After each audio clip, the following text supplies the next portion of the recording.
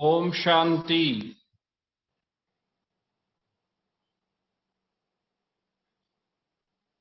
अभी हमारे सबके बीच में मधुबन से छोटेलाल भाई जी आ गए हैं। अजीत भाई, छोटेलाल भाई जी का दिख रहा है वीडियो?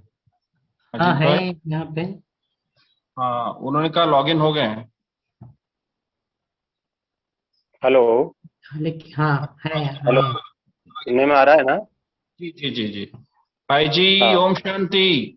ओम शांति जी, ओम शांति। आपको फूलों द्वारा स्वागत सब कुमारों की तरफ से। थैंक यू, थैंक आपका यू, थैंक यू। पुष्प थैंक यू। अच्छा, छोटेलाल भाई जी को वैसे तो हमारे सभी भाई जानते हैं, लेकिन एक शॉर्ट आपका परिचय में करा दूं, जो कुछ नए भी हैं इसमें भी। छोटेलाल भाई जी बाबा के पक्के बच्चे बनकर 42 साल हो गए। 52 ವರ್ಷ ಆಯ್ತು छोटेलाल भाई ಅವರಿಗೆ ಬಾಬಾ ಪಕ್ಕ ಮಗುವಾಗಿ. ಆಮೇಲೆ 37 ವರ್ಷದಿಂದ ಮಧುಬನದಲ್ಲಿ ಸಮರ್ಪಿತವಾಗಿದ್ದಾರೆ. 37 years समर्पित in Madhuban yagya and giving services in Pandav Bhavan, जो हमारा यज्ञ का हेड ऑफिस जो हम कहते हैं ब्रह्मा कुमारी इसका पांडव भवन है। आप वहीं पर सेवाएं दे रहे हैं और सभी दादियों के छत्र छाया में आपने पालना ली है। अव्यक्त बाप दादा से भी बहुत आपने पालना ली है। विशेष आपने ऑडियो डिपार्टमेंट में इतनी सेवा दी है, तो बाप दादा के बहुत नजदीक सबसे पहले तो आप ही जाते थे जब माइक वगैरह लगाना हो, तो हमने बहुत नजदीक से आपको देखा है।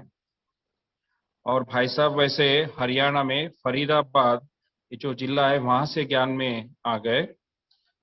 और लौकिक आपका जो गांव है राजस्थान में अलवर जिला में दारोदा, ये गांव है, सही है ना छोटेलाल भाई जी? दारोदा, दारोदा ना भाई जी? छोटेलाल भाई सुनाई दे रहा है? हेलो? हेलो? सुनाई दे रहा है?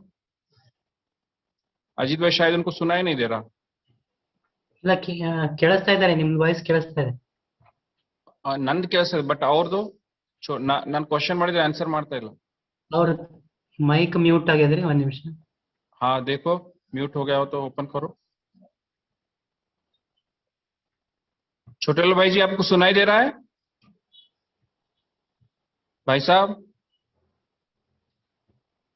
भाई साहब?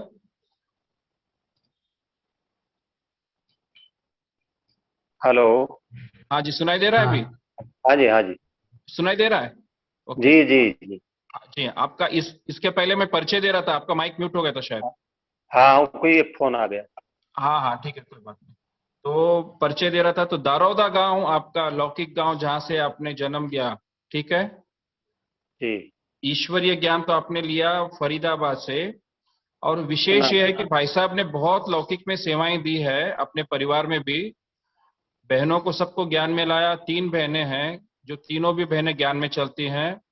और उसमें 2 बहनों के घर पे तो गीता पाठशाला चलते, गीता पाठशाला के जैसे सेंटर चल रहा हो, इस तरह से सेवाएं चल रही है। और उनमें से उनकी 5 कन्याएं बाबा के यज्ञ में पूर्णतः समर्पित हैं। ये जो 3 बहनें हैं उनकी 5 कन्याएं हैं, तो उनको सभी को 5 कन्याओं को 5 रत्नों को बाबा के झोली में डालने के लिए छोटेलाल भाई जी निमित्त बने हैं। आप सोचिए कितना उनको प्रेरणा दिया होगा। तो 5 ಕನ್ಯರಿಗೆ ತಮ್ಮ ಪರಿವಾರದಿಂದ ಅಣ್ಣವರು ಸಮರ್ಪಿತ ಮಾಡಿಸಿದ್ದಾರೆ. ಅವರ ಸಿಸ್ಟರ್ ಮಕ್ಕಳಿದ್ದಾರೆ.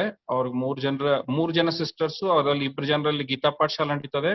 ಅದರಲ್ಲಿ 5 ಜನ ಕನ್ಯರಿಗೆ बाबा यज्ञ के समर्पित ಮಾಡಿಸಿದ್ದಾರೆ. सो भाई साहब ने ना कि सिर्फ अपने देश में लेकिन विदेशों में भी जाके कई जगह भट्टी कराना और बाबा की यज्ञ की सकाश दिलवाना और यज्ञ का क्या महत्व है, किस तरह से कार्य चलता है, ये सेवाएं सब कराते हैं। और विशेष करके भाई साहब का इनका एक इन्होंने आपस में ग्रुप बनाया है तीव्र पुरुषार्थ के लिए मधुबन निवासियों का। सब मधुबन निवासी इसमें तीव्र पुरुषार्थ के लिए लक्ष्य रखते हैं और टारगेट रख के उसके अनुसार अपना पुरुषार्थ का सिस्टम बनाए, एक बाकायदे जैसे एक सिलेबस होता है। ಹೇಗೆ ಸಿಲೆಬಸ್ ಇರ್ತದೆ ಆ ತರನಾಗಿ ಒಂದು ತೀವ್ರ ಪುರುಷಾರ್ಥಕ್ಕಾಗಿ ಒಂದು ಸಿಸ್ಟಮೆಟಿಕ್ ಆಗಿ ಕೇಸ್ ಸ್ಟಡಿ ಮಾಡ್ತಾರೆ, ಪುರುಷಾರ್ಥ ಮಾಡ್ತಾರೆ, ಯೋಗದ ಪ್ರಯೋಗಗಳನ್ನು ಕೂಡ ಮಾಡ್ತಾರೆ. ಅಮೃತ ವೇಳೆ ಆಯ್ತು ಮತ್ತು ಬೇರೆ ಟೈಮ್ದಲ್ಲಿನೂ ಕೂಡ ವಿಶೇಷ ಸಾಯಂಕಾಲ ಕ್ಲಾಸ್, ರಾತ್ರಿ ಕ್ಲಾಸ್ ಏನಾಗ್ತದೆ ಅದನ್ನು ಕೂಡ ನಾವು ವಿಶೇಷ ರುಚಿ ಇಟ್ಟು ಸೆಟ್ಟಿಂಗ್ ಮಾಡ್ತಾರೆ. ಅನೇಕ ರತಿ ಮಹಾರಥಿಗಳನ್ನ ಕರೆಸಿ ಅವರಿಂದ ಚಿಂತನ ಗೋಷ್ಠಿಗಳು ಮಾಡಿಸ್ತಾರೆ. इस तरह से आपकी अनेक विशेषताएं, अभी इससे ज्यादा मैं अभी आपका समय न लेते हुए हम चाहते हैं पहले आपसे हम वो वाइब्रेशन फील कर रहे हैं जो मधुबन पांडवन की तपस्या भूमि है। आपको हम देखते दिल बहुत खुश हो गया, जैसे कि एकदम खिला हुआ बागवान ये बगीचा होता है उस तरह से हमें लग रहा है। आपका चेहरा देख के बहुत खुशी हो रही है भाई साहब, आपसे वाइब्रेशंस आ रहे हैं हमें। अभी छोटेलाल भाई जी हमारे से बहुत प्यारी रूह रिहान करेंगे और विशेष करके तीव्र पुरुषार्थ जो वर्तमान समय में जो हालात हैं दुनिया के उसमें हमें कुमारों के लिए गाइड करेंगे और प्रेरणा ಕೊಡ್ತಾರೆ तीव्र पुरुषार्थ ಬಗ್ಗೆ ಎಲ್ಲರೂ ಲಕ್ಷ್ಯ ಕೊಟ್ಟು ಕೇಳೋಣ। एक हाथ से हम सभी आपका स्वागत कर रहे हैं, एक हाथ की ताली से। ओम शांति। मधुबन से प्यारे बाप दादा एवं दादियों सहित हम सभी मधुबन निवासी भाई एवं बहनों की तरफ से आप सभी महान आत्माओं को बहुत बहुत याद, प्यार और ओम शांति। और बेलगाम जोन के अलावा और भी जगह जो भी भाई बहनें देख रहे हैं, सुन रहे हैं, उन सबको भी बहुत बहुत याद, प्यार और ओम शांति। देखो, संगम युग पर हम सभी महान आत्माओं का बहुत बड़ा भाग्य है जो कि प्यारे बाबा ने हमें अपना बनाकर और हमारे से एक विशेष विश्व कल्याण की सेवा करवा रहा है। आज संसार में चारों ओर दुख, अशांति, भय का वातावरण है, लेकिन बाबा के बच्चे बहुत ही सेफ, निश्चिंत, बेफिक्र होकर विश्व कल्याण के कार्य में अपनी सेवाओं में अपनी श्रेष्ठ स्थिति अच्छे पुरुषार्थ के द्वारा और सबको पावरफुल वाइब्रेशंस की सकाश देने की सेवा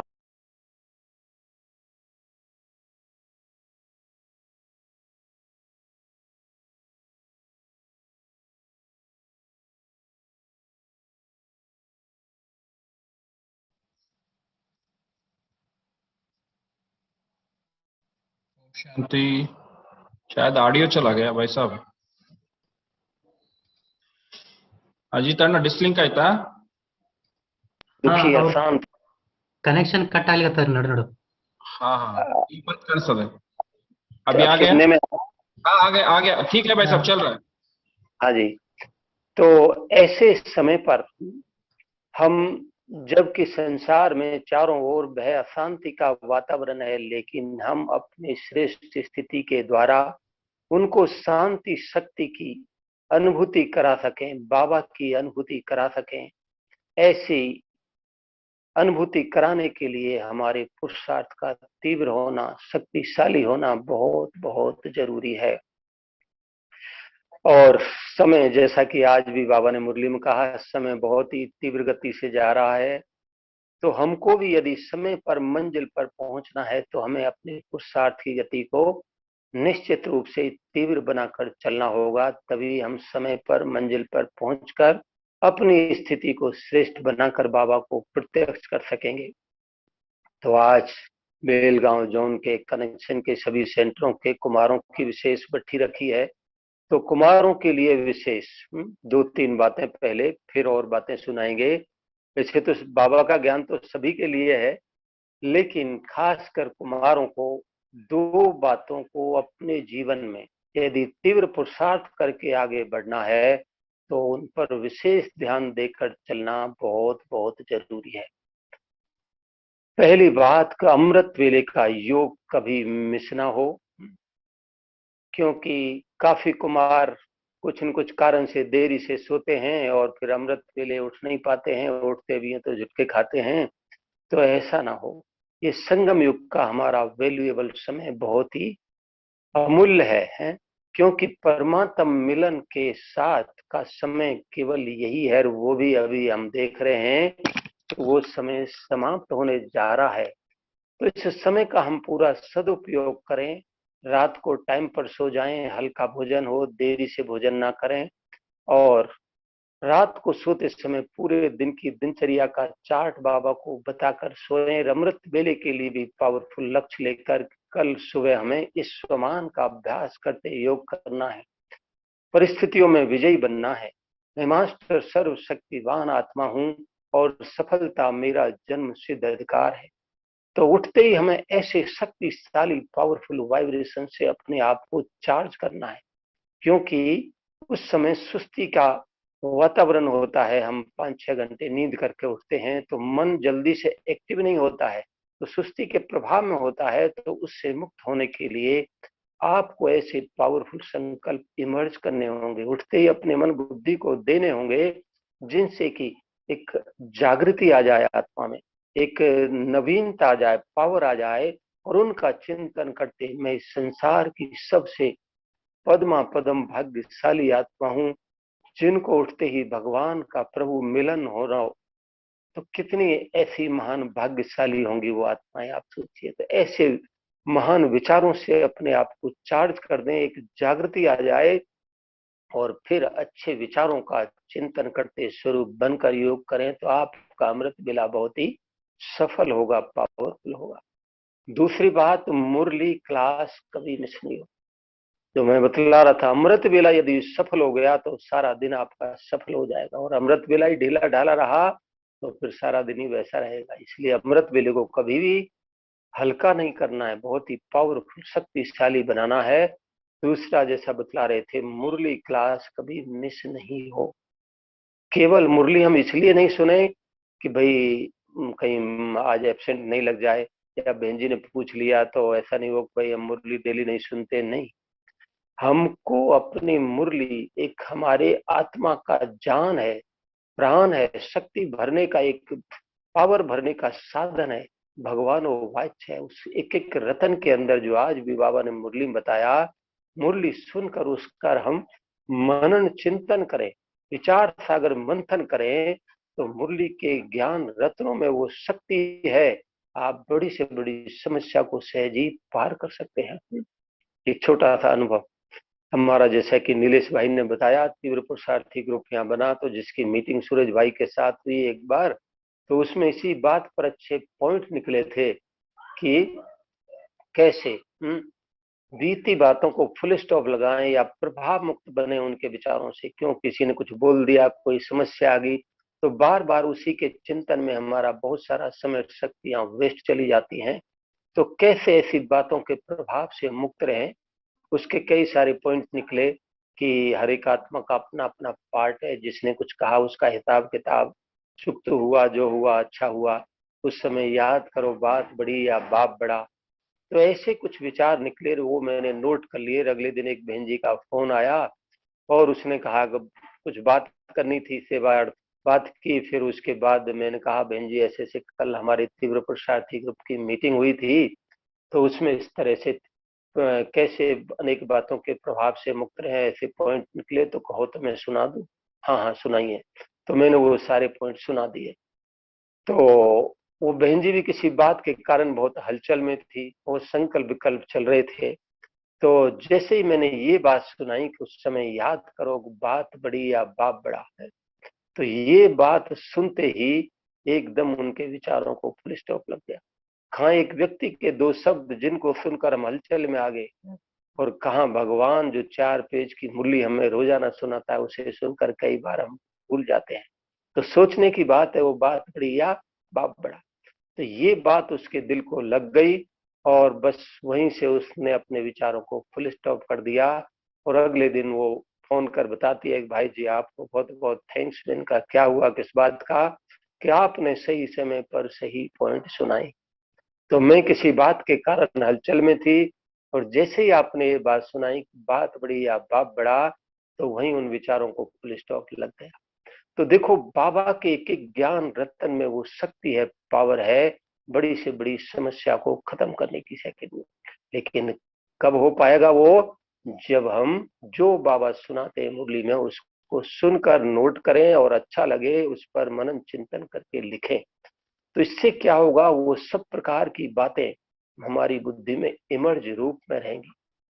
जब ज्ञान रतन इमर्ज रूप में है, तो जब जैसी बात समस्या परिस्थिति आई, तुरंत वैसी पॉइंट का प्रयोग कर एक सेकंड में विजयी बन जाएगा।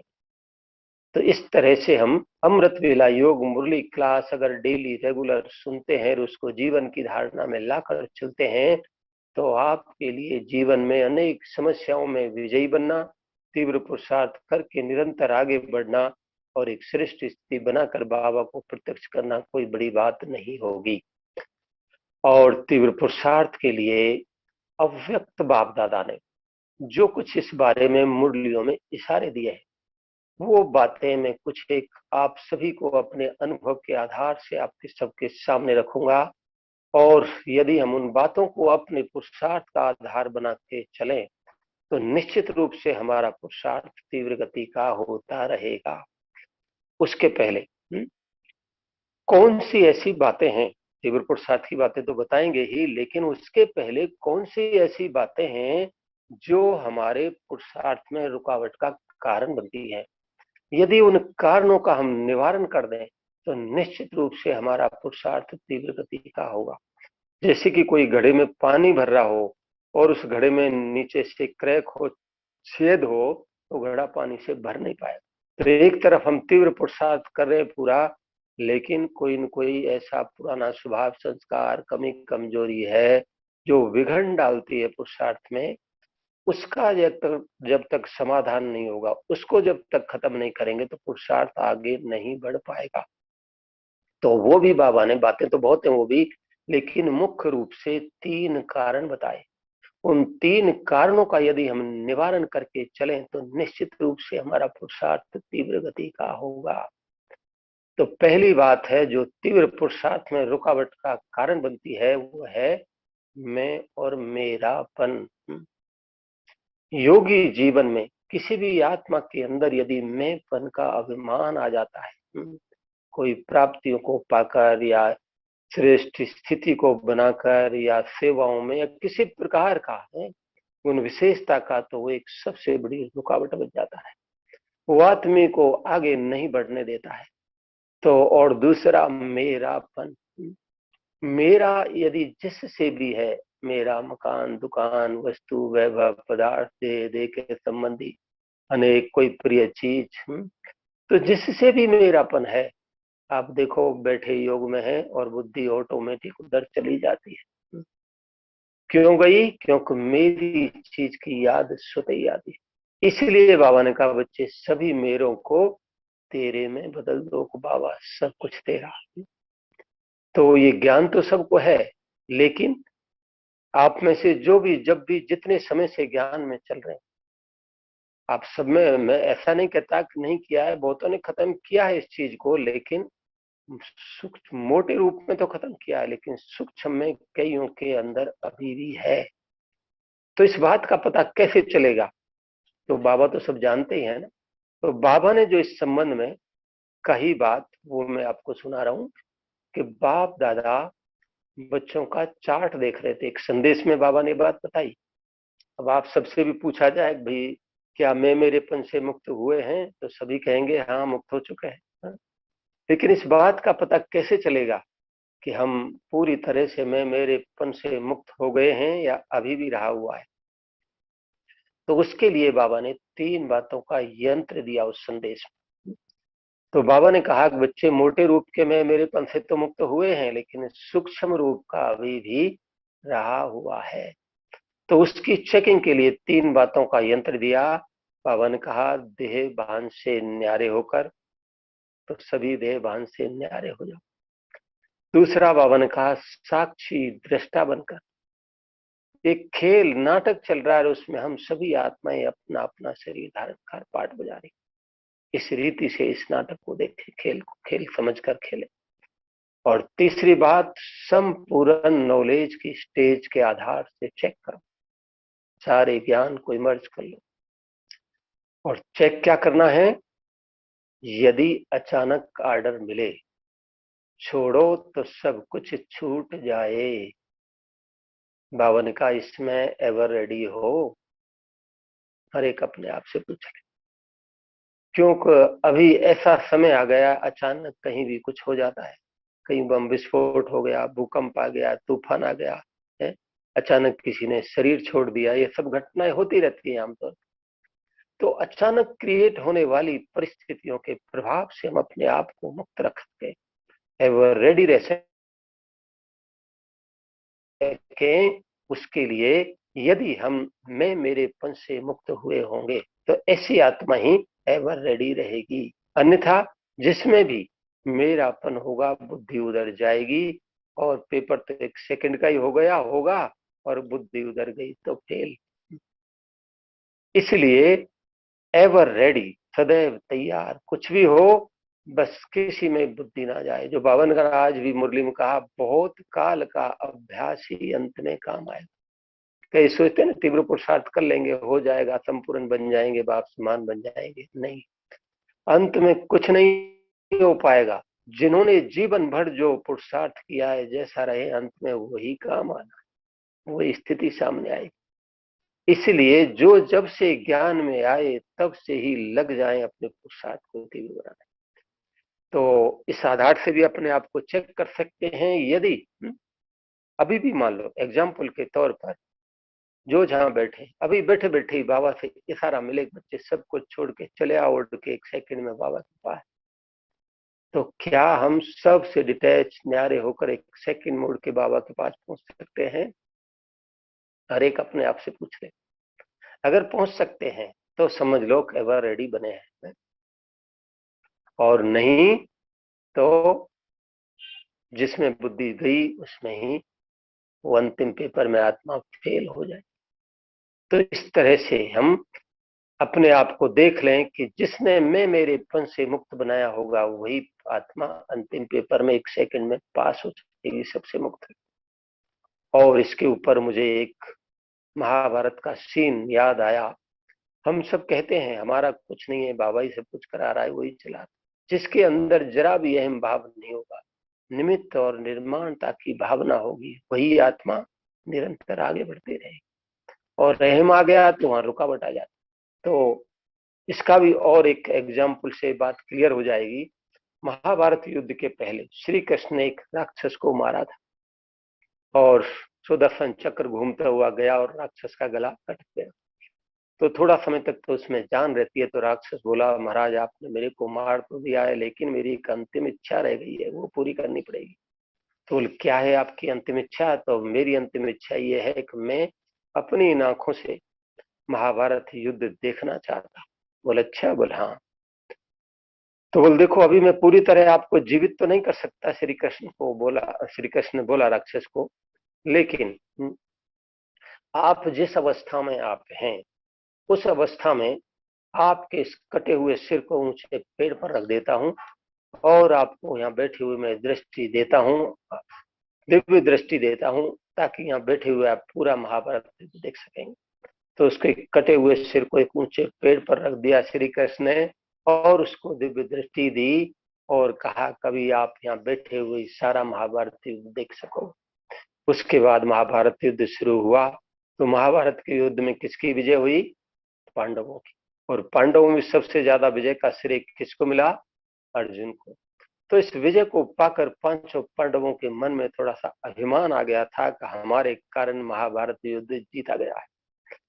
तो इस अभिमान की रियलाइजेशन कराने के लिए महाभारत युद्ध के बाद श्री कृष्ण उन पांचों पांडवों के साथ उसी रास्ते से आगे आ रहे थे जिस पर के आगे राक्षस का कटा हुआ सिर पेड़ पर रखा हुआ था। तो जैसे जैसे वो पेड़ के नजदीक पहुंचते हैं तो उनको जोर जोर से हंसने की आवाज सुनाई देने लगती है और देखते हैं कि वो कोई व्यक्ति तो नजर नहीं आ रहा, लेकिन हंसने की आवाज कहाँ से आ रही है। तो जैसे जैसे पेड़ के नजदीक पहुंचते हैं तो देखते हैं कि कटा हुआ सिर राक्षस का पेड़ पर रखा है, वो जोर जोर से हंस रहा। तो अर्जुन को बड़ा आश्चर्य लगा कि ये व्यक्ति का सिर धड़ से अलग है, फिर भी इतना खुश क्यों है, इससे पूछा जाए। तो उसने उसको पूछा कि भाई आपका सिर धड़ से अलग है फिर भी आप इतना खुश क्यों हो? तो उसने जवाब दिया कि भगवान श्री कृष्ण ने मेरी अंतिम इच्छा पूरी कर दी, इसलिए मैं बहुत खुश हूँ। तो क्या थी आपकी अंतिम इच्छा? तो मेरी अंतिम इच्छा ये थी कि मैं अपनी इन आंखों से सारा महाभारत युद्ध देखना चाहता हूँ। बोला अच्छा? बोला हाँ। तो बोल देखो आपको मैं अभी पूरा सॉरी उसको अंतिम, तो श्री कृष्ण भगवान ने मेरी अंतिम इच्छा पूरी करने के लिए मेरे कटे हुए सिर को ऊंचे पेड़ पर रख दिया और मेरे को दिव्य दृष्टि दी और मैंने यहाँ बैठे हुए सारा महाभारत युद्ध देखा। बोला अच्छा। बोला हाँ। तो बोला आपने सारा महाभारत युद्ध देखा? बोला हाँ। तो अभी अर्जुन को लगा कि इसने सारा महाभारत युद्ध देखा है, तो इससे जरा कंफर्म कर लें कि हम अपनी जगह ठीक है। अगर इसने देखा है तो जरूर बताएगा कि तुम्हारे कारण महाभारत युद्ध की विजय हुई है। तो अर्जुन ने कहा आपने देखो सारा महाभारत युद्ध देखा है, तो आप सही सही बताना कि आपको पूरे महाभारत युद्ध में सबसे अच्छा योद्धा कौन नजर आया।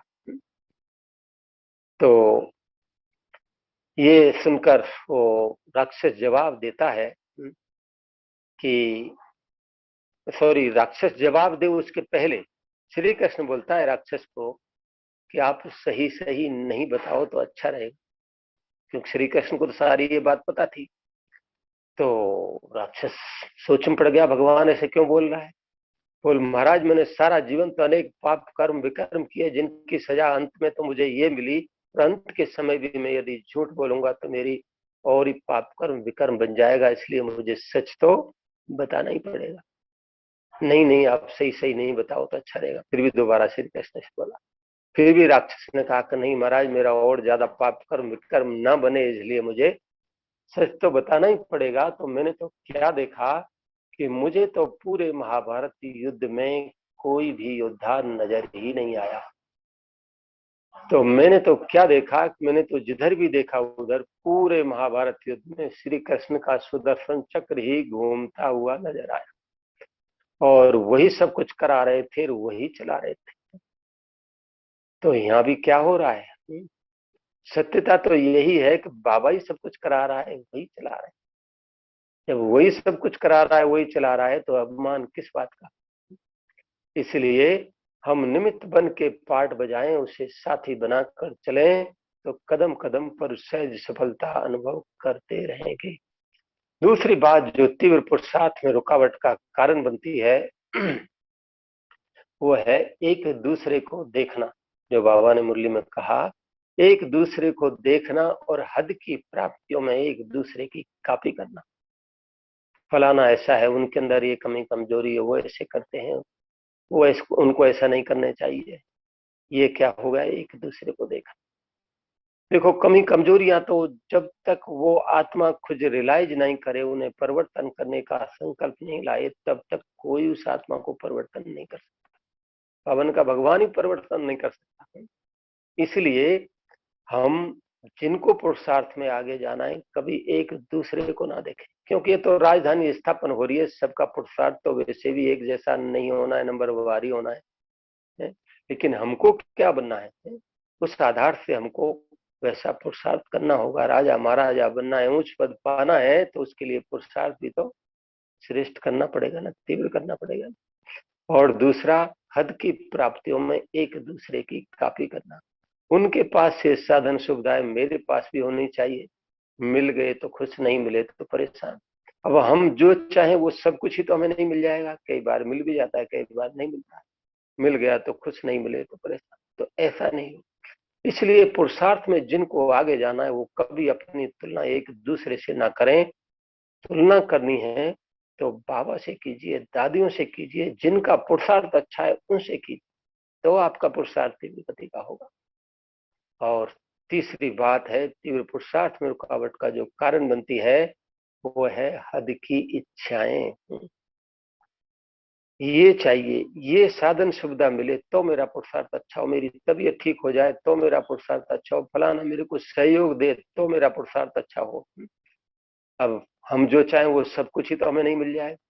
कई बार मिल भी जाता है, कई बार नहीं मिलता है। मिल गए तो कुछ, नहीं मिले तो परेशान।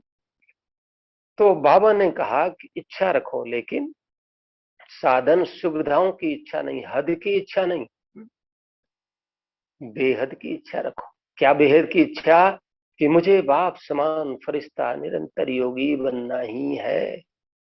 बाबा ने कहा तुम ये मेरी एक इच्छा पूरी करो तो मैं तुम्हारी सब इच्छाएं स्वतः ही पूरी कर दूंगा। तो इस तरह से इन तीन बातों को, कमी कमजोरियों को हम खत्म कर चलें, तो निश्चित रूप से पुरुषार्थ तीव्र गति का होगा। और तीव्र पुरुषार्थ के लिए जो बाबा ने बातें बताई हैं वो ये वाणी में भी और संदेश में भी, ये दोनों में ये बात बताई है। पहली बात कि बच्चे नॉलेजफुल के साथ साथ पावरफुल भी बनना है।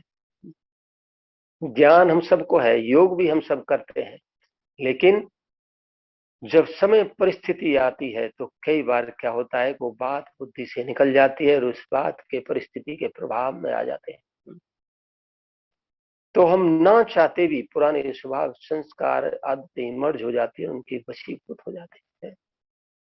तो नॉलेज है, योग भी करते हैं सब, तो ऐसी पुराने स्वभाव संस्कारों का विनाश हो, विकर्म भस्म हो जाए, संस्कारों का परिवर्तन हो, उसके लिए क्या चाहिए? ज्वालामुखी योग, पावरफुल योग, शक्तिशाली बीज रूप बिंदु रूप स्थिति का योग।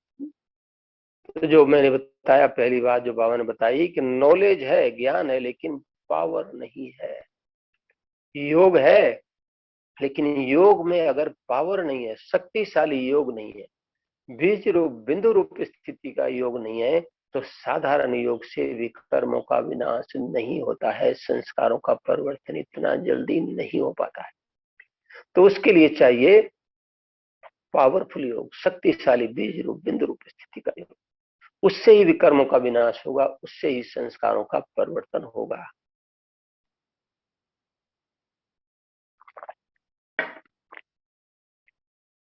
तो योग को पावरफुल बनाने के लिए बातें तो बहुत है, लेकिन मैं शॉर्ट में बतला रहा हूं। 3 अभ्यास सभी अभी से ही रोजाना करके चले। ये प्रैक्टिकल करने होंगे हैं, तब परिवर्तन आएगा आपके जीवन में। पहला अभ्यास कि आज मुझे सारे दिन में कम से कम 50 लोगों को आत्मा के रूप से देखना है। यदि जीवन में, सुना तो बहुत है, लेकिन जीवन में परिवर्तन चाहते हैं, प्रोग्रेस चाहते हैं, तो हम ये प्रैक्टिकल करें अभ्यास। ये भी आत्मा, वो भी आत्मा, वो भी आत्मा, जो भी सामने आए। आप कहेंगे जी हम तो घर में ही बंद है, लॉकडाउन के अंदर किसको देखें? छत पे खड़े हो जाओ, रोड के पास खड़े हो जाओ, वो भी नहीं हो सके, कोई है ही नहीं लॉकडाउन में, तो आत्माओं को मर्ज कर लो सहज रीति से। हमको 50 लोगों को आत्मा की रीति से देखना है।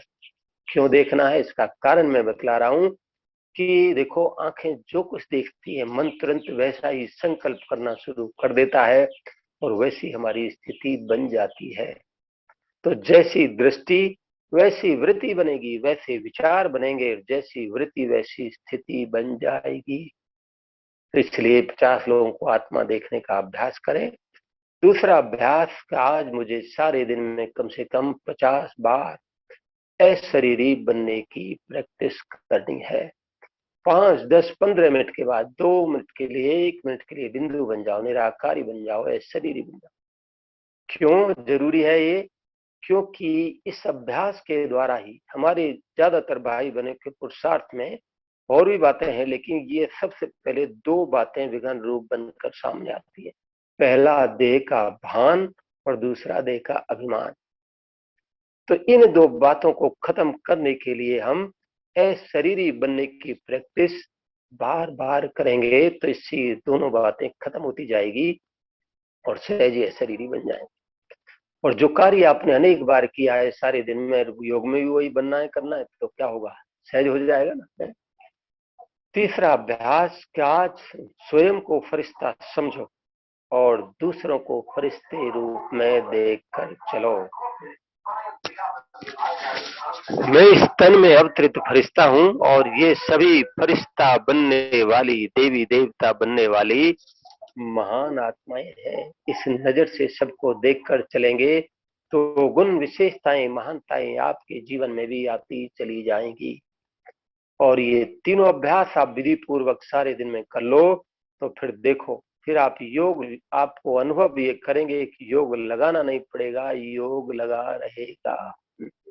करके देखिए अनुभव। और जहाँ बैठे और बहुत ही जल्दी मन बुद्धि एकाग्र हो जाएंगे, पावरफुल स्थिति का अनुभव करेंगे। और जहाँ योग पावरफुल होगा तो उससे ही सहज ही विकर्मों का विनाश होता चला जाएगा, स्वभाव संस्कारों का, पुराणों का परिवर्तन होगा और हमारा पुरुषार्थ तीव्र गति का बना रहेगा। अगले पॉइंट, तीव्र पुरुषार्थ के लिए बाबा ने कहा अपनी दृढ़ता को कभी कम नहीं होने जिसने जीवन में जो भी लक्ष्य रखा है उसको अमृत वेले उठते ही कम से कम 7 या 9 बार इमर्ज कर लो। मैं इस तन में अवतरित फरिश्ता हूं और मुझे संपूर्ण पवित्र आत्मा बनना है। मैं मास्टर सर्वशक्तिवान हूं और सफलता मेरा जन्म सिद्ध अधिकार है। मैं कल्प कल्प की विजयी रतन आत्मा हूं। मुझे इस संस्कार पुराने स्वभाव पर निश्चित रूप से विजयी बनना ही है। ऐसे पॉजिटिव पावरफुल विचार जो आप बनना करना चाहते हो उन्हें अमृत वेले उठते ही मर्ज कर लो, क्योंकि अमृत वेले हम सभी का अंतर्मन शांत और खाली होता है, तो उन विचारों को सहज ही स्वीकार कर लेगा और फिर वैसा बनना करना हमारे लिए सहज और सरल हो जाएगा। तो इस तरह से वो हम अमृत वेले उठते ही इमर्ज कर लें तो वैसे पुरुषार्थ निश्चित रूप से हमारा होता रहेगा। तो तीव्र पुरुषार्थ के लिए हम नॉलेजफुल के साथ साथ पावरफुल बने। इस तरह से जहां हमारा योग पावरफुल होगा तो विकर्मों का विनाश होगा, संस्कारों का परिवर्तन होगा, तीव्र गति का पुरुषार्थ होगा। तीसरी बात जो मैं बतला रहा था कि दृढ़ता, जब अमृत वेले हम ऐसा दृढ़ संकल्प करेंगे तो बाबा ने क्या कहा, दृढ़ता ही सफलता का आधार है। तो जहां दृढ़ता है तो निश्चित रूप से सफलता आपको कदम कदम पर आपका साथ देती रहेगी। तो कुछ भी समस्या परिस्थिति आए लेकिन दृढ़ता को कभी कम नहीं होने दें। जो जीवन में आपने लक्ष्य रखा है बनने करने का, उसको बार बार अपने सामने लाए कि मुझे ऐसा करना है, ऐसा बनना है, ये मेरे जीवन का लक्ष्य है। क्या है हमारे इस संगम योगी पुरुषार्थी जीवन की संपूर्ण स्थिति का प्रतीक क्या है, फरिश्ता स्थिति। तो अपने सामने वो इमर्ज कर लो, फरिश्ता स्थिति, डबल लाइट, ये शरीर भी मेरा लाइट और मैं आत्मा भी लाइट, उससे चारों ओर लाइट माइट के पावरफुल वाइब्रेशंस फैल रहे।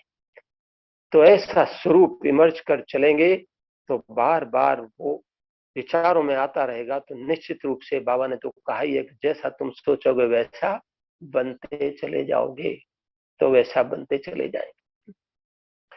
तो दृढ़ता जहां है तो कैसे सफलता अनुभव होती है, सुनिए एक छोटा सा अनुभव। एक भाई एयरपोर्ट पर काम करते थे, बाबा के बच्चे थे। तो ये उस समय की बात है जब अपना पीस ऑफ माइंड चैनल नहीं चला था, तो वो इंटरनेट के थ्रू सभी बाबा को सेंटरों पर ही देखते थे और सेंटरों पर ही बाबा की मुरली सुनते थे। तो एक उस दिन अव्यक्त बाप दादा को आना था, तो उस भाई ने अपने ऑफिस में छुट्टी के लिए एप्लीकेशन दी कि मुझे घर पर जरूरी काम है इसलिए छुट्टी चाहिए। लेकिन एयरपोर्ट चालू होने के कारण उसको छुट्टी नहीं मिली। लेकिन उसकी दृढ़ता फिर भी कम नहीं हो रही थी। वो बार बार बाबा को दिल से याद कर यही कह रहा, बाबा कुछ भी करो लेकिन आज मुझे आपकी मुरली सुनने के लिए सेंटर पर जाना ही है। ऐसे बाबा को दिल से याद कर कह। तो देखो कैसे उसका ये संकल्प साकार होता है। तो उसको छुट्टी नहीं मिली और लेकिन उसके अंदर फिर भी वो कम नहीं हो रहा था दृढ़ संकल्प। वो बार बार ऐसी याद बाबा को याद करके रहा। तो उसको छुट्टी मिलने का एक ही तरीका है, वो क्या, और वो तरीका इतना सहज सरल नहीं है क्या, कि मौसम खराब हो जाए, प्लेनों का उड़ना बंद हो जाए, एयरपोर्ट बंद हो तो उसको छुट्टी मिल सकती है। अब ये काम तो इतना सहज नहीं है, लेकिन वो बार बार दिल से याद कर एक निश्चय बुद्धि बनकर दृढ़ संकल्प करते हुए बाबा को यही कह रहा है, बाबा कुछ भी करो लेकिन मुझे आज आपकी मुरली सुनने के लिए सेंटर पर जाना ही है। तो देखो कैसे दृढ़ता के आधार से सफलता का मिलती है, वो आधार बनती है दृढ़ता उसकी सफलता का। तो जैसे जैसे शाम होने को आता है तो शाम के 5 बजे के करीब वो देखता है तो धीरे धीरे मौसम खराब होने लगता है। मौसम पूरी तरह खराब हो जाता है, प्लेनों का उड़ना बंद होता है, एयरपोर्ट बंद होता है और उसको छुट्टी मिल जाती है। तो आप सोचिए दृढ़ता के अंदर कितनी बड़ी शक्ति है असंभव को भी संभव करने की। तो जीवन में जो भी आपने लक्ष्य रखा है, लक्ष्य तो बड़ा है तो नेचुरल है, कुछ को पाने के लिए पेपर भी तो बड़े देने ही पड़ेंगे ना। है हमें राजा महाराजा बनना है और कोई कहे कि हमारे सामने समस्याएं प्रॉब्लम विघ्न आए ही नहीं, तो ऐसा हो सकता है? क्योंकि विघ्न हमें कुछ सिखाने के लिए, आगे बढ़ाने के लिए, हमारी स्थिति को मजबूत बनाने के लिए आते हैं। इसलिए विघ्नों से हमें कभी घबराना नहीं है, हमको उनको पॉजिटिव रूप से लेकर चलना है, तो निश्चित रूप से हमें उसमें सफलता मिलेगी। तो अपनी दृढ़ता को कभी कम नहीं होने दें। अगली पॉइंट, तीव्र पुरुषार्थ के लिए बाबा ने कहा, बीती बातों को बिंदी लगा दो, क्योंकि बीती बातों के चिंतन में भी बहुत सारा समय और शक्तियां वेस्ट चली जाती है, स्थिति साधारण हो जाती। चाहते नहीं कि हम उनका चिंतन करें, लेकिन आत्मा कमजोर होने के कारण, योग बल न होने के कारण, या ज्ञान का बल इमर्ज रूप में न होने के कारण हम परिस्थितियों के कई बार वशीभूत हो जाते हैं, बातों के वशीभूत हो जाते हैं, प्रभाव में आ जाते हैं उनके, और बार बार फिर वही संकल्प चलते रहते हैं। उसमें बहुत सारा समय शक्तियां वेस्ट चली जाती है। जो आज की मुरली में बाबा ने कहा, ज्ञान का मनन चिंतन करेंगे, ज्ञान का बल इमर्ज रूप में होगा, तो कब कहाँ क्या करना है उसकी वैसी पॉइंट का प्रयोग कर 1 सेकंड में आप विजयी बन जाए।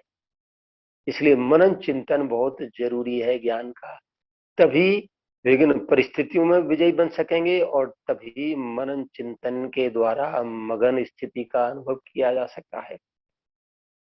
तो फुल स्टॉप लगाने के लिए, पीति को बिंदी लगाने के लिए क्या करना होगा, किस चीज की आवश्यकता है? उसके लिए चाहिए कंट्रोलिंग पावर। विचारों को कंट्रोल करना पड़ेगा, और कंट्रोलिंग पावर कहां से आएगी? उसके लिए हम कोई न कोई स्वमान का, उसके लिए विचारों को पावरफुल, शक्तिशाली बनाना होगा कंट्रोलिंग पावर की। देखो, व्यर्थ को कंट्रोल करना मुश्किल होता है, और पावरफुल पॉजिटिव विचार है तो उनको आप सहज कंट्रोल कर सकेंगे। तो विचार हमारे पावरफुल कैसे बनेंगे?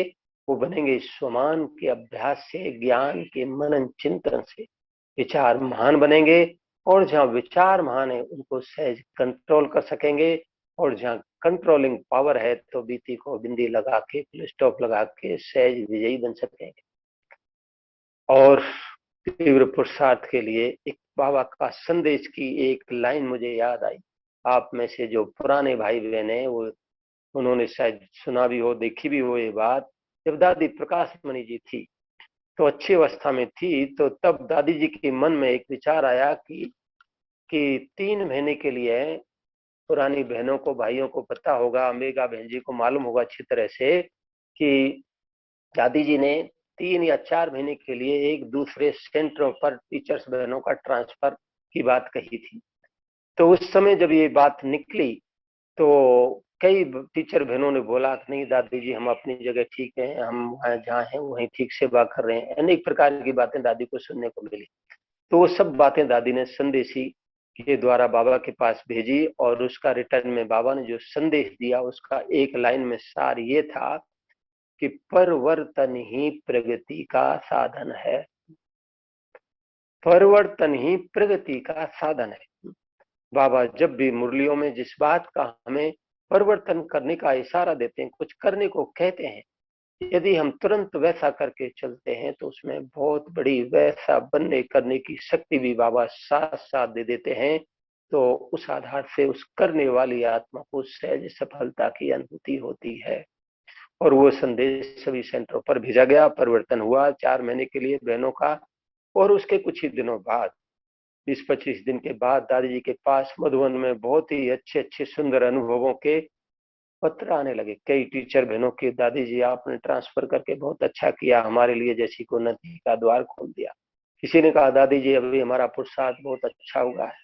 किसी ने कहा दादी जी हम बहुत अच्छा अनुभव कर रहे हैं, अब हमको वापस आप उस सेंटर पर नहीं भेजना, इसी सेंटर पर रहने देना।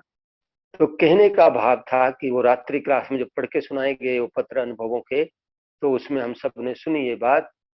तो कहने का भाव यही है कि बाबा जब भी जिस बात में हमें कुछ परिवर्तन करने को कहे, यदि हम तुरंत वैसा करके चलते हैं तो उसमें बहुत बड़ी प्रगति उन्नति समाई है। हमारा पुरुषार्थ तीव्र गति का होता रहेगा। और तीव्र पुरुषार्थ के लिए हम 2 बातों को अंडरलाइन करके चलें, फुल स्टॉप और फुल स्टॉक। फुल स्टॉप तो मैंने बताया, अभी फुल स्टॉप बना बीती को बिंदी कैसे लगाएं वो तो बताया है। और दूसरा फुल स्टॉक, हमारा स्टॉक सदा सर्व खजानों से फुल होना चाहिए। क्यों कभी भी हम देख रहे हैं अचानक कभी भी कुछ होए, आपका स्टॉक है। वैसे तो बाबा के बच्चों को तो सभी को पहले से ये बता दिया गया है, कम से कम पहले तो 6 मास का बताते थे, अभी तो यज्ञ की तरफ से ये ऐसे डायरेक्शन गए कि 1 साल का राशन पानी अपने पास जमा करके रखना है। तो हमारा स्टॉक यदि फुल होगा और अचानक कुछ भी हो जाए और लॉकडाउन हम देख रहे हैं लग रहे हैं, तो पहले से जमा होगा राशन पानी, तो हम निश्चिंत होकर बाबा के तपस्या कर सकेंगे ना, निश्चिंत रह सकेंगे। और कुछ भी कमी बेसी हुई तो बुद्धि जाएगी, अरे ये चाहिए था, वो चाहिए था, अभी क्या होगा, कैसे होगा, हलचल में आ जाएंगे ना। तो ये तो हुई स्थूल बातों की, लेकिन यहाँ बाबा कह रहा है कि हमारा स्टॉक जो बाबा ने हमें खजाने दिए हैं, तन मन धन समय श्वास संकल्प ज्ञान गुण शक्तियां, ये सब खजाने हैं ना, इस खजानों से हमारा स्टॉक भरपूर फुल होना चाहिए।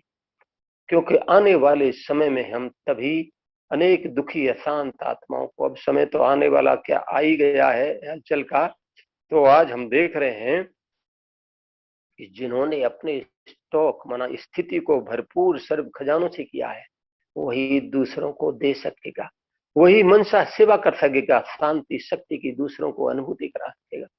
आज इस सेवा की बहुत आवश्यकता है। बहुत आत्माएं दुखी अशांत भटक रही तड़पती हुई पुकार रही हैं, अपने इष्ट देव को पुकार रही हैं, हमें दुखों से छुड़ाओ, शांति दो, शक्ति दो। अब वो तो भगवान को जानते नहीं, तो कौन उनकी इच्छा पूरी करेगा? जिन महान आत्माओं ने भगवान को जाना पहचाना है और अपने आप को सर्व खजानों से शक्तियों से भरपूर किया है, ऐसी आत्मा ही दूसरों को खुले दिल से खजाने बांट सकेगी, दे सकेगी, उनकी हर इच्छा पूरी कर सकेगी। तो इसलिए हमें सर्व खजानों से अपना स्टॉक भरपूर रखना है। तो कैसे स्टॉक भरपूर होगा सर्व खजानों से? जितना बाबा ने जो खजाने हमें दिए, जितना हम उनको दूसरों को दान देंगे, बांटेंगे, सेवा में लगाएंगे, सफल करेंगे, उतना वो खजाने हमारे बढ़ते जाएंगे और हमारा स्टॉक फुल हो जाएगा। और जहाँ स्टॉक फुल है तो आपके सामने कोई भी आत्मा की शिक्षा को भी लेकर आए, शांति दो, शक्ति दो, नजर से निहाल करो, हमें कुछ अनुभूति कराओ, तो आपकी स्थिति सर्व खजानों से भरपूर है। तो आपको हर आत्मा की इच्छा उसे जान के पहचान कर उसकी इच्छा पूरी कर सकेंगे। इसलिए अपने स्टॉक को भरपूर करके चलना बहुत बहुत जरूरी है। इस पर एक छोटा सा अनुभव या कहानी कहो। एक अनुभव, माता, एक बुढ़िया माता बाबा के ज्ञान में चलती थी। उसके पास बहुत धन था, अथाह धन, लेकिन बाबा की भंडारी में थोड़ा सा ही करती थी। तो आप ध्यान से सुनना, आज जिस चीज की बहुत आवश्यकता है, आप सफल करने का ये समय है, हर एक के लिए है, तो वो थोड़ा सा ही करती थी। तो सब लोग बोलते थे कि माता जी ये बहुत आपके पास जो भी खजाना है ये सफल कर लो बाबा की भंडारी में, नहीं तो अगर पता चल गया गवर्नमेंट को तो गवर्नमेंट ले लेगी, और नहीं तो कोई विनाश में सब कुछ खत्म हो जाएगा और कुछ भी आपके काम नहीं आएगा। लेकिन वो किसी का नहीं सुनती थी, फिर भी थोड़ा सा ही करती थी सफल। तो एक दिन क्या हुआ, रात को बुढ़िया सोई हुई थी, तो नींद में उसने स्वप्न देखा कि वो स्वर्ग में पहुंच गई। स्वर्ग में बहुत सुंदर सुंदर हीरे जवाहरात के महल बाग बगीचे देखकर ही बुढ़िया की दिल खुश होगी, कितना अच्छा स्वर्ग। और स्वर्ग में सब लोग अपने अपने घरों में जा रहे हैं, लेकिन इसको अपने घर का मालूम नहीं था। तो स्वर्ग के गेट पर जो व्यक्ति खड़ा था, इससे उसने पूछा, भाई मेरा घर कौन सा है स्वर्ग में, मेरे को भी तो बताओ ताकि मैं भी देखूं आप लोगों ने कैसा बनाया मेरा घर स्वर्ग में। तो उस व्यक्ति ने एक दूसरे व्यक्ति को बुलाकर कहा कि भाई जाओ ये माता जी को उनके घर तक छोड़ कर आओ। तो वो व्यक्ति उसको लेकर जाता है माता जी को, तो वहां तो बड़े बड़े महल थे हीरे जवाहरात के, और जैसे जैसे वो आगे चलता जाता धीरे धीरे छोटे छोटे महल आते जा। तो बुढ़िया सोचने लगी ये कहाँ लेके जा रहा है, यहाँ तो और ही छोटे छोटे महल आते जा रहे हैं। लास्ट में जाके एक छोटी सी कुटरिया माता की बनी हुई थी। कहा कि माता जी ये आपका महल है। तो बुढ़िया देखकर बड़ी परेशान कि आप लोगों ने मेरे लिए इतना ही छोटा सा महल क्यों बनाया है। तो व्यक्ति जवाब देता है, माता जी हम क्या करें, आपने जो भी जितना भगवान के यज्ञ में सफल किया, तो जितना हमारे हमें मिला आया, उससे हम इतना ही बना पाए। तो ये सुनकर बुढ़िया की आंख खुली कि अच्छा ऐसी बात है, फिर तो आज से ही मैं सब कुछ अपना सफल करने लग जाऊं। तो बात केवल धन की नहीं, लेकिन और भी जो खजाने हैं, तन मन धन समय श्वास संकल्प ज्ञान गुण शक्तियां, उन खजानों को हम सफल करेंगे तो उतना ही हमारा स्टॉक फुल होता जाए। तो वो सफल करने लगी। तो इस तरह से आप सोच लीजिए कि आपको जितना हम इधर सफल करेंगे उतना ही भविष्य में हमें मिल जाएगा। तो आपको स्वर्ग में छोटे महल से काम चलेगा या बड़ा महल चाहिए, इसका निर्णय आप खुद करना। और बड़ा चाहिए तो सब कुछ सफल करना ही पड़ेगा, और नहीं करेंगे तो सब कुछ तो खत्म होने वाला ही है। लेकिन बाबा ने हमको एक सुंदर अवसर दिया है। ये तो दुनियावी जो भी कुछ है ये कौड़ियां ही कहेंगे ना, आज है कल नहीं होंगी। तो एक सुंदर अवसर दिया है कौड़ियों को हीरा बनाने का। इन कौड़ियों को यदि हम भगवान के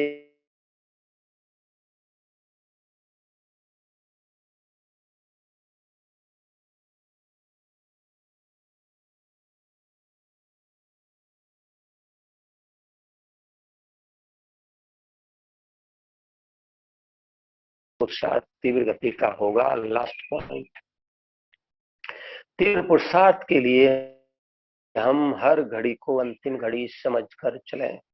जो मेरे सामने समय है वही मेरे लिए अंतिम घड़ी है। तो अंतिम घड़ी के लिए व्यक्ति क्या सोचता है कि मेरे जीवन का अंत एक बाप की याद में हो। तभी गायन है ना, अंत मते सो गति तो सदगति होगी, जब बाबा की याद में शरीर छूटे। तो अंत में किसको बाबा की याद आएगी? जिसने सारा जीवन याद में रहने का पुरुषार्थ किया हुआ होगा। जो आज बाबा ने मुरली में कहा ना कि बहुत काल का पुरुषार्थ ही अंत में काम आता है। कई जो सोचते हैं ना, हाँ अंत में बन जाएंगे, संपूर्ण बन जाएंगे, हो जाएगा, ऐसे कुछ नहीं हो पाएगा। वो धोखे में रखने वाली बात है। आपको बहुत काल जैसा आपका पुरुषार्थ किया है आपने, वही अंत में काम आए। तो बहुत काल का मतलब ये नहीं कि अभी सोचेंगे कि भाई हम तो नए नए ज्ञान में आए, हम तो कुछ कर ही नहीं पाए, तो हमारा तो बहुत काल हुआ ही नहीं, हुआ नहीं, ऐसी बात नहीं। लेकिन जब से जो ज्ञान में चला है तब से ही निरंतर हमारा पुरुषार्थ बहुत अच्छे से अच्छा होता रहेगा, तो बहुत काल का हो जाएगा उसका पुरुषार्थ। तो इसलिए हर घड़ी को अंतिम घड़ी समझ के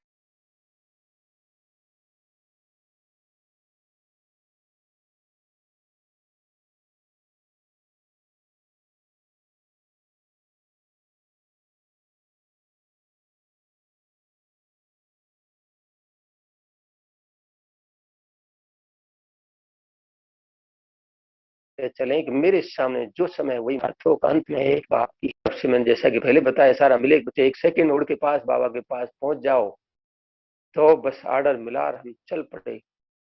किसी में भी जरा भी हमारा अटैचमेंट लगाव का मेरापन ना हो, ऐसी आत्मा ही उड़कर सेकंड में बाबा के पास पहुंच सकेगी, अंतिम पेपर में पास हो सकेगी। आपने देखो बाबा के बनने, भगवान के बनकर अनेक कई बातों का त्याग किया, अनेक बातें सहन की, अनेक बातों का परिवर्तन किया। ये सब कुछ करने के बाद भी यदि हम अपने पुरुषार्थ से संतुष्ट नहीं हुए तो सोचने की बात है हमने भगवान के बनकर क्या किया। ऐसा ना हो अंत में पछताना पड़े। हम वो सब कुछ कर लें जो हमारे जन्म जन्मांतर काम आए, इस जीवन को भी श्रेष्ठ बनाए, भविष्य में भी काम आए। एक बहुत ही सुंदर अवसर भगवान ने हमें दिया है श्रेष्ठ भाग्य बनाने का, तो इसको पूरी तरह से हम सफल करके चलें। तो उसकी मैं लास्ट पॉइंट जो बतला रहा था कि हर घड़ी को अंतिम घड़ी समझ के चलें, तो उससे पुरुषार्थ में क्या होगा? अलर्टनेस रहेगी।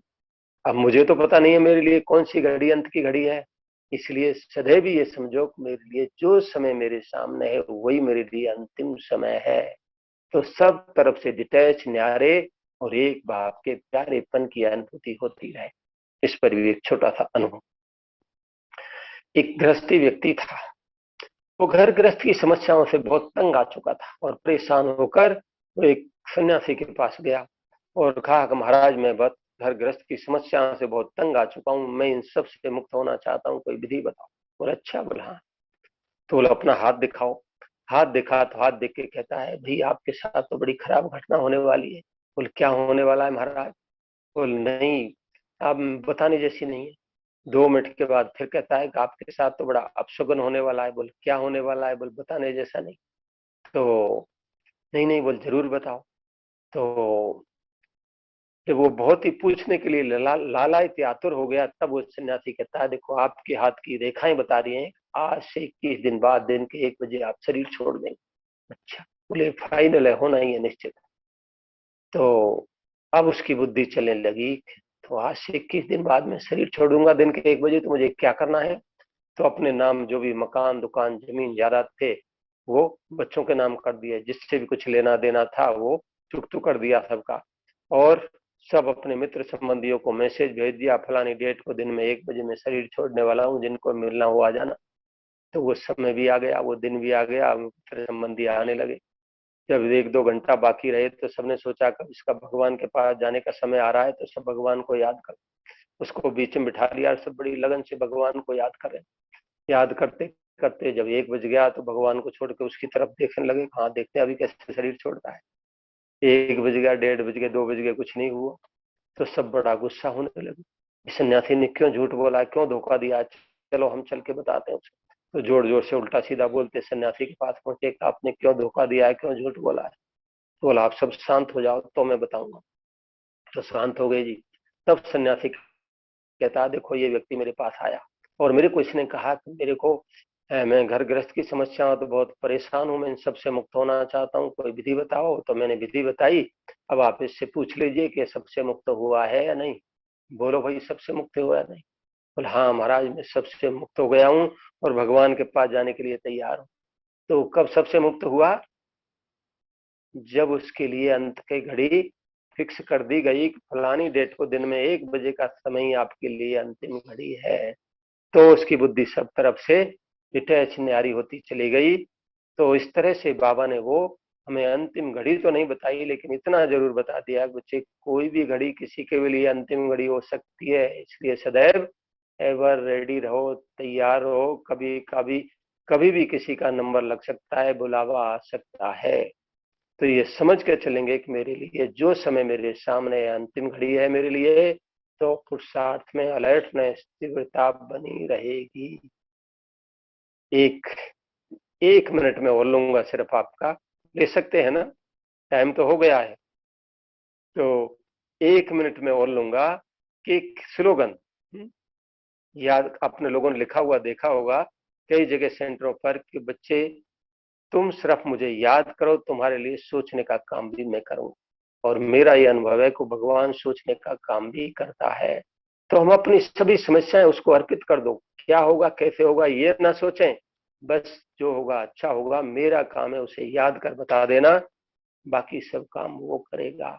और मेरा अनुभव ये वो करता है। तो एक अनुभव, एक जगह हम भट्ठी कराने के लिए गए और 2 दिन की भट्ठी थी। तीसरे दिन बहन जी ने एक एक दिन की 3 जगह भट्ठी रखी थी। तो एक ही दिन की भट्ठी होने के कारण दिन में भोजन के बाद तुरंत क्लास शुरू हो जाती थी। 3 दिन से हमको दिन में रेस्ट नहीं मिल रहा था। चौथे दिन मॉर्निंग क्लास कराने के लिए वहां की बहन जी ने एक चौथे सेंटर पर भेजा। और जैसे ही हम चौथे सेंटर पर मॉर्निंग क्लास कराने पहुंचे तो वहां की बहन जी ने जाते ही कहा भाई जी एक क्लास करा के नाश्ता करके 10:30-11 बजे और एक सेंटर पे क्लास कराने जाना है। अब पहले से ही वही मेरे को तो मॉर्निंग क्लास कराना ही थोड़ा सा भारी लग रहा था, क्योंकि 3 दिन से दिन में रेस्ट नहीं मिला था। तो बहन जी को तो मैंने कुछ नहीं कहा, उनकी बात सुन ली और मैं बाबा को याद कर कहने लगा बाबा अभी देखो ये शरीर रूपी गाड़ी तो रेस्ट मांग रही है, और बहन जी ने कहा ये क्लास करा के नाश्ता करके 10:30-11 बजे और एक सेंटर पे क्लास कराने जाना है। तो क्या हो सकता है वो आप देख लेना, मुझे तो निमित्त बन के पार्टी बजाना है, सेवा कराने वाले तो आप। ऐसे मैंने बाबा को दिल से याद कर बता दिया। बस भगवान जी के लिए तो 1 सेकंड की बात है। तो उसी समय बाबा ने बहन जी की बुद्धि को टच किया, क्लास पूरा किया, नाश्ता किया। और उसके बाद फिर से बहन जी कहती है अच्छा भाई जी मेरे को ऐसा विचार आया कभी आप थोड़ा रेस्ट कर लो, उसके बाद जाना क्लास पर। वाह वाह वाह। इसका मतलब कि हमारे एक एक मन का संकल्प उसके पास पहुंच रहा है, तभी तो उसका रिटर्न मिल रहा है। तो सदैव ये याद रखो कि बाबा मुझे देख रहा है, तो पुरुषार्थ में अलर्टनेस तीव्रता बनी रहेगी। तो इन कुछ एक बातों को हम अपने पुरुषार्थ का आधार बना के चलें तो एक तीव्र गति का पुरुषार्थ करके निरंतर आगे बढ़ते उड़ते उड़ाते रहेंगे और बाप समान बन जाएंगे। वैसी हमारी आप सभी महान आत्माओं के प्रति शुभ भावना, शुभ कामना है। ओम शांति। ओम शांति भाई साहब। ओम शांति। आपने तो हमें 1 घंटे में बहुत पावरफुल बना दिया। 1 घंटा क्या, 45 मिनट ही मिले। 50 हाँ, मिनट में करीब करीब 4 बजे 50। शुरू किया। हाँ इस ये समय जो था हमारा खास विशेष यादगार समय हो गया। थोड़ा सा आपसे हम कुछ चीज पूछना भी चाहते हैं, और किसी भाई को कुछ पूछना हो तो भी आप जी। बता सकते हैं।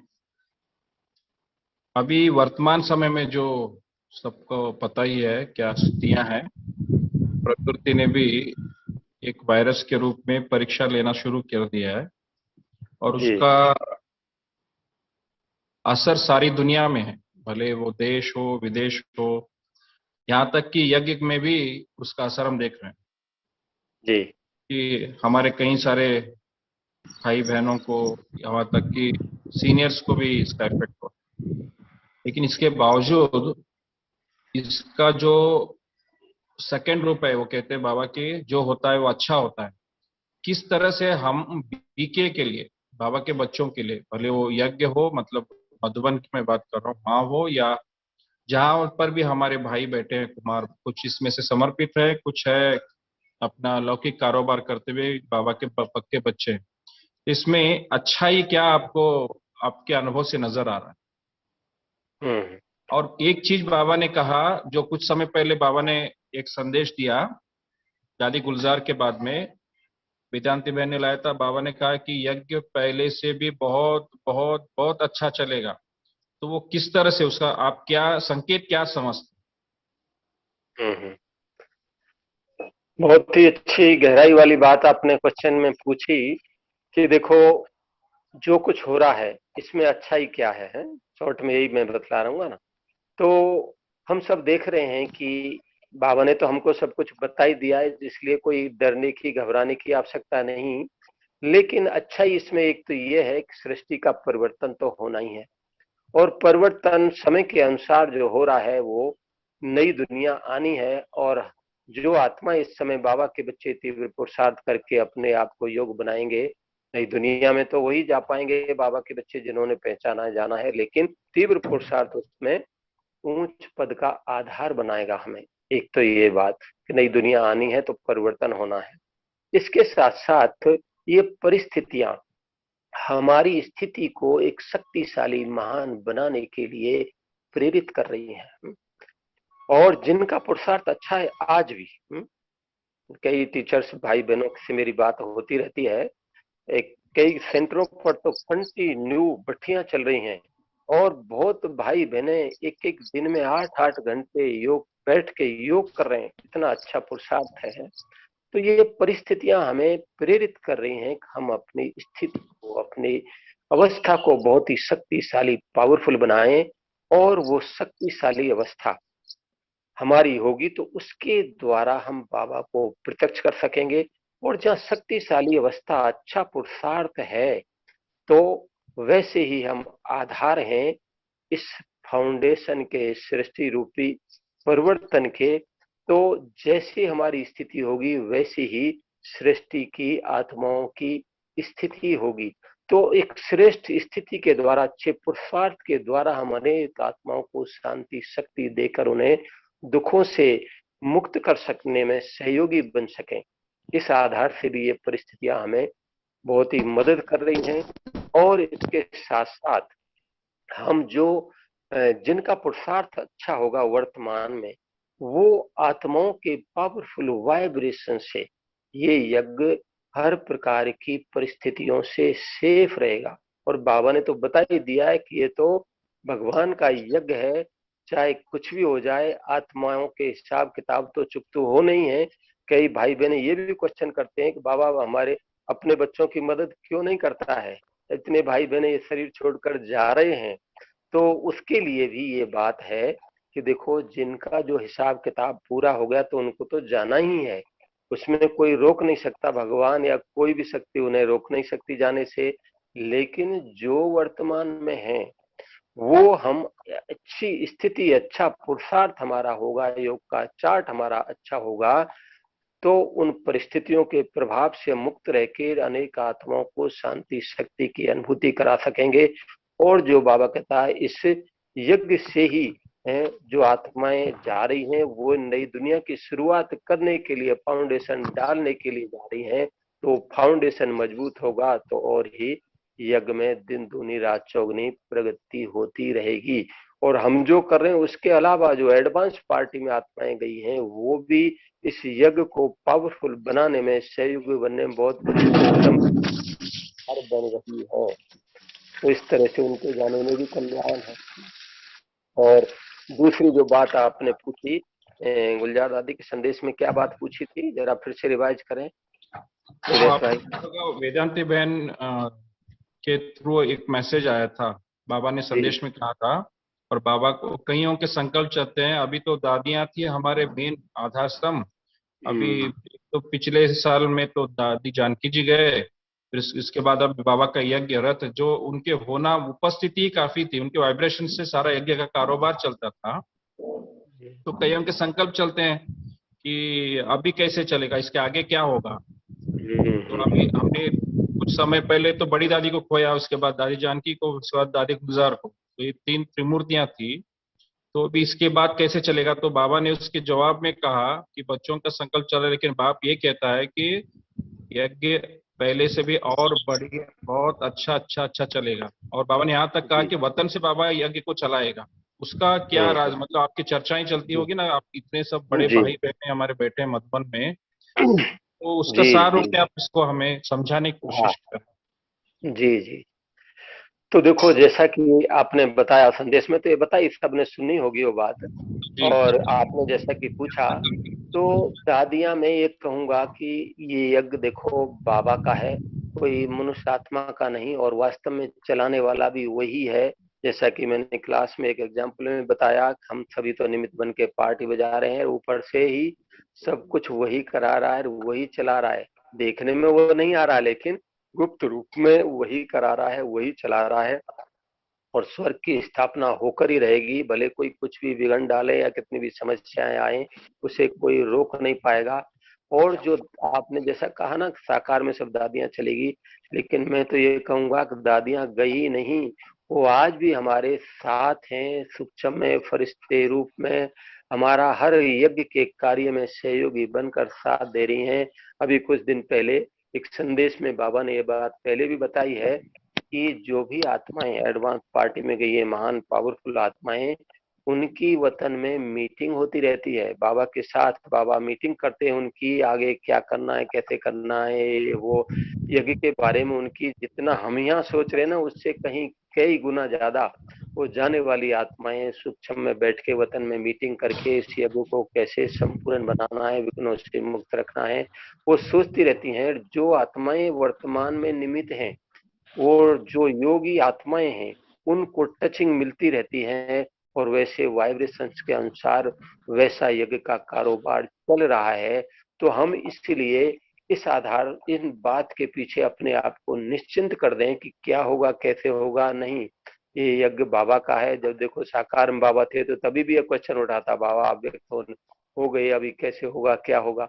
तो अव्यक्त बाप दादा आए और बाबा ने सारी कारोबार की बातें स्पष्ट कर दी कि आगे बहुत अच्छे से अच्छा ही चलेगा। और हमने देखा अच्छा चला, बाबा व्यक्त होने के, साकार बाबा व्यक्त होने के बाद भी। तो इसी तरह से अभी अव्यक्त बाप दादा के पार्ट पूरा हुआ, तो इसमें भी राज है। बाबा ने हमको ज्ञान दिया है कि ड्रामा में जो हो रहा है उसमें ही कल्याण है। तो हमको जो वर्तमान में बाबा के इशारे मिल रहे हैं, उन इशारों को जितना हम पालन करके चलेंगे, कम से कम अपने योग के चार्ट को अधिक से अधिक, कम से कम 4 घंटे का तो हो ही, और ज्यादा जितना भी आप कर सको अपना सभी योग का चार्ट बढ़ाएं, अच्छे से अच्छा पुरुषार्थ करें, तो सभी समस्याओं का समाधान स्वतः ही होता चला जाएगा। और स्वयं भी यज्ञ का कार्य भी बहुत ही सुचारू रूप से अच्छे से अच्छा चलता रहेगा आगे भी, क्योंकि इसको चलाने वाला बाबा है। अनेक महान आत्मा इसके पीछे चलाने वाली निमित्त हैं। तो इसलिए जो होगा बहुत ही अच्छा ही होगा। है भाई साहब। और किसी को कुछ पूछना है? अजीत भाई कोई क्वेश्चन के लिए हाथ उठा रहा हो तो उनको आप ले सकते हैं लाइन पे। ओम शांति भाई जी, नीलेश भाई जी। जी जी बोलिए। ओम शांति। ओम शांति। कौन बोल रहा है? कौन कौन? हाँ भाई जी, मैं बसवराज, बीके बसवराज फ्रॉम मुद्देबिहार। अच्छा, मुद्दे बयाल के बसवराज भाई। जी वीडियो ऑन कीजिए, वीडियो। जी जी सुनाइए बसवराज भाई, सुनाइए। भाई जी, हाँ हाँ भाई जी, मुझे तो पूछना तो कुछ भी नहीं है। ओ अच्छा, भाई भले साहब आप ने कन्नड़ अलर्ट में किया बोल ना, सकते हैं। वो हर घड़ी ಹಾ ಹಾ ಕೇಳುದಂತೂ ಏನೂ ಇಲ್ರಿ ಅಣ್ಣವ್ರ.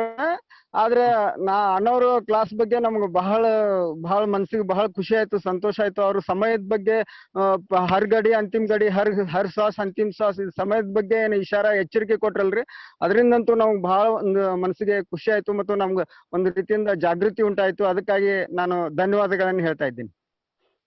सब कह रहे हैं बसवराज भाई ಹಲೋ. मुद्देबिहाल से कि मैं बहुत बहुत खुश हूँ आज की आपके जो ये जो मीटिंग की आपने, जो कई बातें सुनाई क्लास में, और खास करके जो हर घड़ी अंतिम घड़ी के बारे में आपने जो सुनाया, मुझे बहुत खुशी है कि मेरा समय सफल हो गया। कह रहे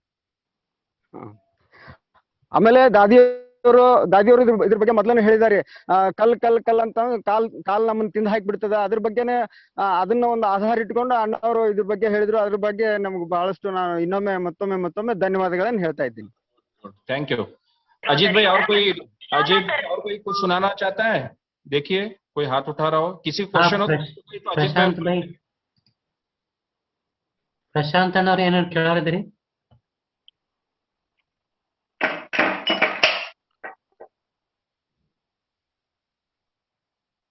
नहीं नहीं, किसी को नहीं ना? कोई किसी ने हाथ तो नहीं उठाया ना? नहीं नहीं। ठीक है, तो पूरा कर लें। मुझे किसी का क्वेश्चन है तो मुझे एक क्वेश्चन पूछना है भाई साहब। जी नहीं है? ठीक है भाई साहब। और एक जी। एक चीज पूछना है कि दुनिया में कहा जाता है कि चमत्कार होते हैं, और सबसे बड़ा चमत्कार या जादूगर जो है शिव बाबा है। तो हम अपने पर्सनल लाइफ में, दुनिया में तो बहुत बड़ी बातें होती है, लेकिन हम अपनी पर्सनल लाइफ में बाबा के बच्चे, खास करके कुमार, क्योंकि कुमारों का तो ऐसा रहता है ना कि टीचर हो तो फिर भी चलो उनको एक संगठन मिलता है, और कुमार अभी लॉकडाउन में तो बहुत सारे में हमारे कुमार भाई जो साथी हैं वो अकेले लौकिक परिवार में भी कई लोग तो ज्ञान चलते हैं तो ठीक है, थोड़ा बहुत साथ मिलता है, नहीं ज्ञान में नहीं चलते तो पूरा ही अकेलापन। तो ऐसे समय में बाबा का साथ का तो एक अनुभव रहता है, लेकिन इसमें से कुछ चमत्कार उनको करना, उनके द्वारा होना हो, या बाबा से चमत्कार कुछ अनुभव करना हो, तो ऐसा कोई टिप्स दे सकते हैं क्या आप कि उसके लिए क्या तैयारी चाहिए? क्योंकि अंतिम समय में तो ऐसे कई सारे चमत्कार होंगे ऐसा मुझे लगता है। चलो, आपने प्रश्न देने की बात कही, लेकिन मैं आपको प्रैक्टिकल का अनुभव ही सुना देता हूँ। जी भाई साहब। प्रैक्टिकल का अनुभव सुना रहा हूँ मैं। देखो, नेचुरल मैं समझता हूँ, हाँ बहुत ऐसे भाई लोग हैं कुमार जो अकेलेपन का अनुभव करते हैं, लेकिन बाबा ने तो कहा ही एक बच्चे, मैं तो हर घड़ी हर पल तुम्हारे साथ हूँ, कभी मैं अकेला छोड़ता ही नहीं अपने बच्चों को। लेकिन हम ही उसको भूल जाते हैं। तो ये स्मृति इमर्ज रूप में रख के चलो, कहीं भी जाओ आओ कुछ भी करो, बाबा आ जाओ, आप मेरे साथ ये कार्य कराओ, आप भी मेरे साथ चलो है। और बाबा के लिए हम भोजन बना रहे हैं, बाबा के घर की संभाल कर रहे हैं, बाबा की सेवा कर रहे हैं। हर बात में यदि हम भगवान को साथी बना के चलेंगे तो अकेलापन महसूस ही नहीं होगा। अब इसका एक छोटा सा अनुभव मैं आपको सुना देता हूँ। देखो, समस्याएं तो हर एक के पास आती हैं, कर्मों का हिसाब किताब है, हमारे सामने भी आती है। आज से लगभग 12-15 दिन पहले तो पहला डोज जब लगवाने गया था, तो मेरे नाम के आगे पूरा नाम लिखते हैं छोटेलाल राजकुमार। तो छोटेलाल लिखा था, लेकिन राजकुमार नहीं लिखा था उन्होंने। तो आधार कार्ड में वही लिखा है, पासपोर्ट में भी वही है। अभी एक सर्टिफिकेट में छोटेलाल हो, दूसरे में छोटेलाल राजकुमार हो, तो अलग अलग डिफरेंट बात होती है ना। तो मैं सेकंड डोज लगवाने के पहले मैंने कईयों को पूछा, भाई मैंने कहा ये करेक्शन कराना है, मेरे को एडिशन कराना है नाम के आगे। तो कईयों ने बोला कि नहीं करते, हमारा नाम ही गलत लिख दिया था, हम ठीक कराने गए नहीं किया। ನೀವು ನೋಡ್ಲಿಲ್ಲ? कईयों ने कहा कि हम अपनी मेरी जन्म तिथि गलत लिख दी, तो वो ठीक नहीं किया उन्होंने। ಬಂದ್ ನೋಡ್ರಿ ನಿಮ್ದು. तो मैंने कहा कोई बात नहीं। तो मैं बाबा के कमरे में गया और मैंने बाबा को याद कर कहा, बाबा देखो मैं इस वैक्सीन की सेकंड डोज लगवाने के लिए जा रहा हूँ ಏ ಬಂದವ್ರಿ. और मुझे नाम के आगे ये एडिशन करवाना ಹಾ? है, और कैसे क्या हो सकता है वो आप देख लेना। ऐसे मैंने बाबा को याद ಏ कर ನಿಮ್ बता दिया और हम गए और मैंने कहा आप साथ चलो, तो आप साथ चलो। मैंने कहा ऐसे बाबा को बता के और साथ लेकर गए। दिन के लगभग 11:15 बजे थे। जब हम वहां पहुंचे तो ड्रामा अनुसार 3-4 लोग, वहां 4 लोग बैठे थे, वो बिल्कुल खाली थे, कोई नहीं था डोज लेने वाला। तो मैं जैसे ही पहुंचा तो पहले नंबर पे एक लेडीज बैठी थी, उसको बताया मैंने, ऐसे ऐसे सिस्टर ये हमको एडिशन कराना है। तो 1 मिनट में देख के सोच के बोलने लगी कि नहीं हो सकता अभी। तो मैंने कहा कोई बात नहीं हो सकता, तो अभी हम सेकंड डोज नहीं लेंगे, हम बाद में देखेंगे। तो उसके साथ वाला एक भाई बैठा था थोड़ी दूर, तो वो उसने सुना आधी बात, तो वो कहने लगा भाई साहब इधर आओ। तो उधर गए हम। तो बोल क्या बात है? मैंने कहा ऐसे ऐसे बात है, मेरे नाम के आगे पहली डोज जब ली थी तो वो छोटे लाल लिखा था लेकिन राजकुमार नहीं लिखा था, तो वो मैंने एडिशन कराना है। तो बोल अपना आधार कार्ड दिखाओ। आधार कार्ड देखा, उसमें छोटे लाल राजकुमार था। फिर नंबर मांगा, फोन नंबर दिया तो पहला रिकॉर्ड आ गया, उसमें छोटे लाल ही लिखा हुआ था। तो जब ये सारा काम वो कर रहा था तो मैं बाबा की याद में उसको वाइब्रेशन दे रहा, बाबा आपने इस आत्मा से एक काम करवाना है।